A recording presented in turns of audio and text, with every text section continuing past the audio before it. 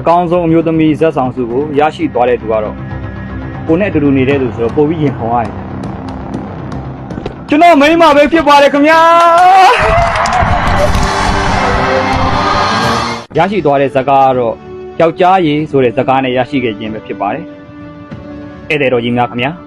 ကျွန်တော်မိန်းမဟာဆိုရင်ဖြင့်သူချစ်ရတဲ့ခင်မွန်းဖြစ်တဲ့ကျွန်တော်အပေါ်အကြမ်းအလွန်ချွဲနှဲ့ဆုံးလင်းစွာဖြင့်သူ့နေရာနဲ့သူအံဝင်အောင်သူမရဲ့ယောက်ျားနိုင်ခြင်းအမှုပညာကိုပြသနိုင်ခဲ့ခြင်းပဲဖြစ်ပါတယ်ခင်ဗျာယောက်ျားကိုအလုတ်ခိုင်းရတွင်6တလဲ6တလဲဖြင့်ပိုင်နိုင်စွာယောက်ျားကိုကင်တွယ်နိုင်ခဲ့ပါတယ်ယောက်ျားအပေါ်မှာမထင်သလိုစူလိုက်ဆဲလိုက်ရိုက်လိုက်နှက်လိုက်ဖြင့်မိမချမ်းကြီးအဖြစ်နဲ့၎င်းယောက်ျားအပေါ်မှာချစ်တဲ့စိတ်ဝင်သွားပြန်ရင်လည်းသူမဟုတ်တော့တဲ့အတိုင်းပဲချစ်စရာကောင်းတဲ့ကလေးလေးအသွင်ပြောင်းကချွဲနေခြင်းတို့ဖြင့်၎င်းယောက်ျားလှုပ်သွားနေချိန်မှာလည်းမျက်နှာလေးညှို့ကလွမ်းနေခြင်းဖြင့်၎င်း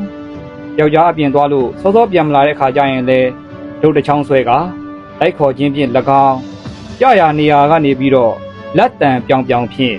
သူမ၏ယောက်ျားနိုင်ခြင်းအမှုပညာကိုပြသနိုင်ခဲ့သဖြင့်ဒီနှစ်အတွက်အကောင်းဆုံးအမျိုးသမီးဇက်ဆောင်စုကိုထိုက်တန်စွာရရှိခဲ့ခြင်းပဲဖြစ်ပါတယ်ခင်ဗျာယခုမြင်တွေ့ခဲ့ရတာတွေကတော့သူမရဲ့ယောက်ျားနိုင်ခြင်းအမှုပညာထုတ်နှုတ်ချက်တချို့ပဲဖြစ်ပါတယ်ခင်ဗျာ